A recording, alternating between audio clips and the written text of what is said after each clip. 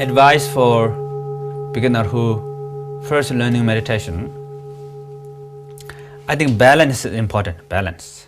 The meaning of balance is try your best to learn meditation, whatever, but your mind don't be too tight on the quality of meditation. So you just meditate, but don't worry. Oh, my meditation going well, not well, right, wrong, who cares? But apply while you're meditating. But in general, you have to learn what is meditation, what is misunderstanding, and what is the essence of meditation. You have to learn, yeah. But when you meditate, don't think of so many things. Don't even think of right or wrong.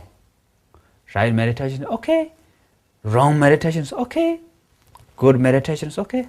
Bad meditation is okay. My father used to tell me that zero meditation. Zero meditation, meaning of zero meditation is you just try. There's intention to meditate. You want to meditate, but don't worry about the quality of meditations. So just do it and try. Work, okay. Doesn't work, okay. But you have intention.